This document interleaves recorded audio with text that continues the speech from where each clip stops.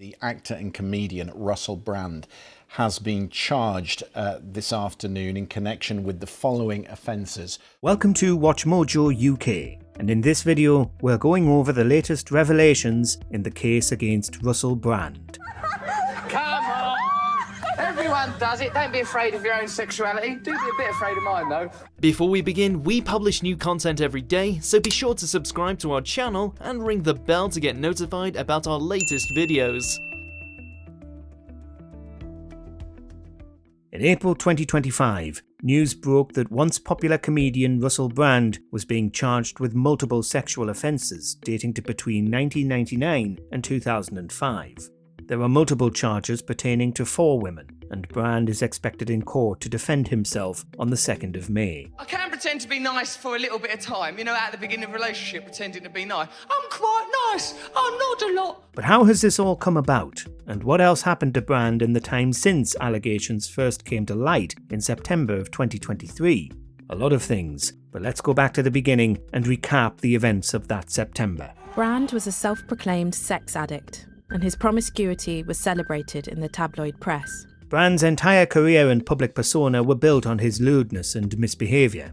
It formed the basis for most of his comedy routines and was to be expected on film and television sets, and many people spoke about this long before 2023.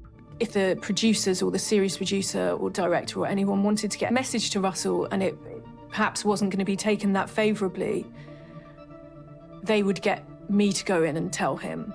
All the way back in 2006, and Dannii Minogue publicly called him a predator, saying that she didn't believe his sex addiction, something he'd spoken about many times, had been cured by the large amount of therapy he'd had.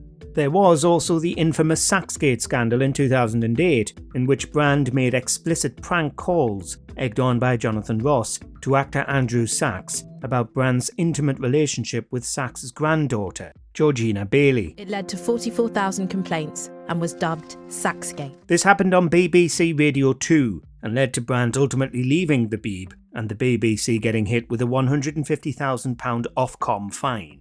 I've got a assistant called. Part of her job description is that anyone I demand she greets, meets, massages, she has to do it. Perhaps the more chilling moment, in hindsight, however, was the phone interview Brand conducted with Jimmy Savile, which was unearthed by Channel 4 and showed Brand offering to send his personal assistant to Savile. Would you like her to wear anything in particular, Sir Jimmy? I'd actually prefer her to wear nothing. His career continued though, probably thanks to the fact that people expected him to do these kinds of things, so it wasn't a surprise when it kept happening. He worked in mainstream broadcasting for years, eventually making the jump to Hollywood. A newspaper later reported that one of the conditions of Brand's hire on Big Brother was that he wouldn't sleep with anyone on the programme. He starred in various films like Forgetting Sarah Marshall, Get Him to the Greek, Rock of Ages, and, most recently, in Kenneth Branagh's second Poirot film, Death on the Nile. Obviously, he was the presenter and I was a runner. I wasn't going to tell anyone what he'd done because I didn't want to lose my job. But Brand began advocating against the mainstream media years ago, beginning with his campaigns about addiction and inequality, and then in speaking out in support of the Labour Party under Ed Miliband in 2015. Things continued to deteriorate, however, and escalated during the pandemic as Brand fell into conspiracy theories. In 2022, he accused the World Health Organization of being part of a, quote, technocratic globalist agenda, until eventually he got YouTube's attention, and the platform began removing his videos for allegedly spreading misinformation. He was allowed to say the unsayable, he was allowed to do the unthinkable, and consistently got away with it. At the same time, he earned the public support of Elon Musk, who called him, quote, balanced and insightful, end quote. And then, in 2023, Channel 4 and The Times and The Sunday Times published a joint investigation. He pushed me up against the wall. I'm like, what are you doing? There was a large expose in The Times, and Channel 4 released a documentary, Russell Brand, Hidden in Plain Sight. Multiple anonymous women spoke to journalists and made extremely serious allegations against him for incidents both in the UK and in the US during his aforementioned time in Hollywood. It felt like we were essentially taking lambs into slaughter.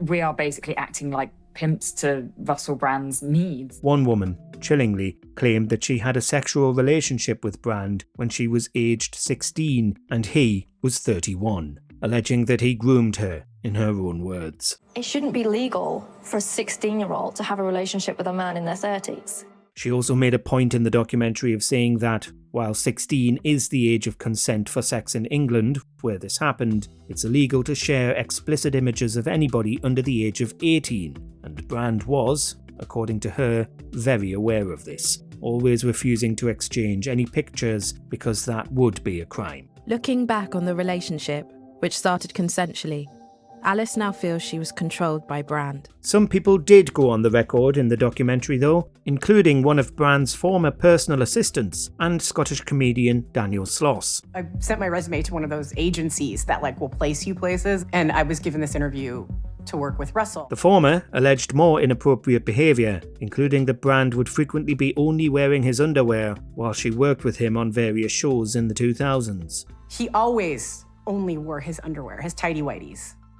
I don't think today I would accept a boss only being in his underwear around me. Sloss, meanwhile, alleged that Brand's behaviour was an open secret in the comedy industry. I know there are comedians who have made references in jokes to Russell's alleged crimes and have either been asked or told to not do those jokes anymore. The documentary also alleged that broadcasters, including the BBC, had received more complaints about Brand's behaviour, and that, during his time on Radio 2, controller Leslie Douglas had had complaints made to her, including about him allegedly urinating in the studio. Douglas, like Brand, resigned from the BBC after the 2008 Andrew Sachs pranks call row. He was a narcissist, and it was almost a joke. Brand denied the allegations and continues to deny them to this day, and has claimed that, once again, the mainstream media is trying to silence him. I've never ever spoken publicly about this before. Russell seems untouchable. He was dropped by his agent, had his tour, ongoing at the time, postponed, and had the ability to monetize his videos suspended by YouTube. I never felt there was any kind of power balance at all. I always felt like he had the upper hand. Many people called the documentary and the subsequent media frenzy a witch hunt and blamed cancel culture run amok for going after Brand, but the story didn't end there. Now, during that time of promiscuity, the relationships I had were absolutely always consensual. Other high-profile celebrities have since said, publicly, that they were offended and made uncomfortable by the way Brand behaved during the height of his fame in the 2000s, including Vanessa Feltz and Lorraine Kelly. His personal life has gotten even stranger in the aftermath of the documentary and expose.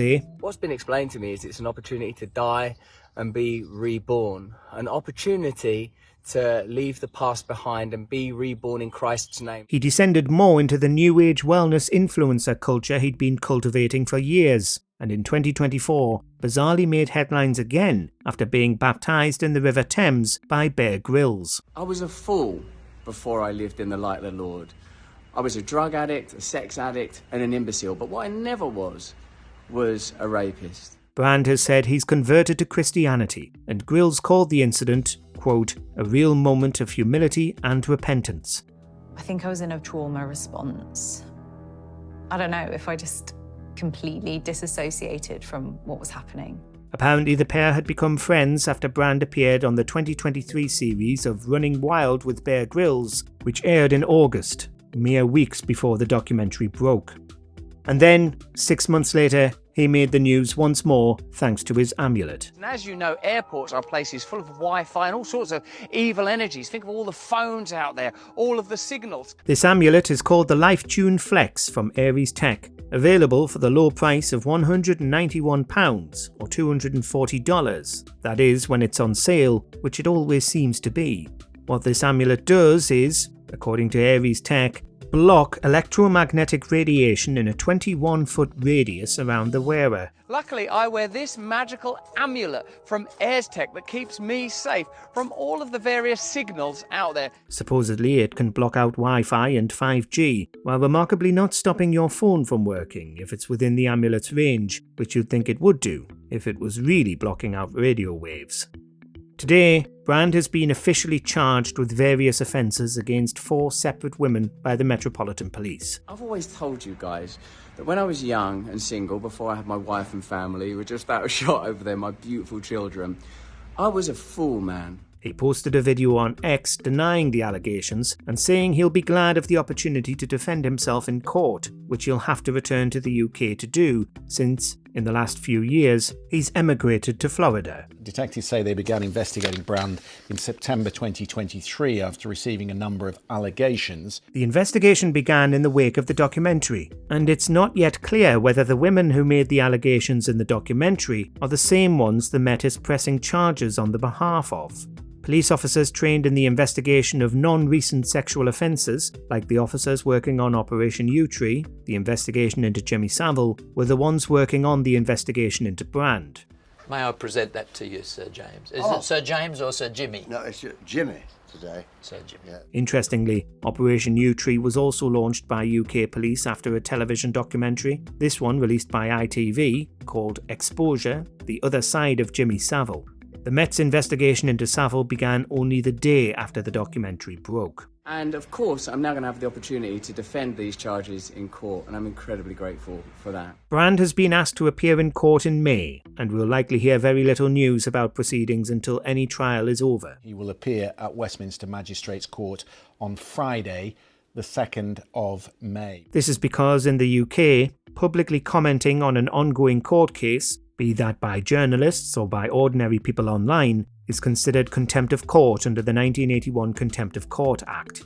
This is to stop juries from being prejudiced, and whether somebody intends to prejudice a jury or not, it's still considered contempt of court, and he has the legal right to a fair trial.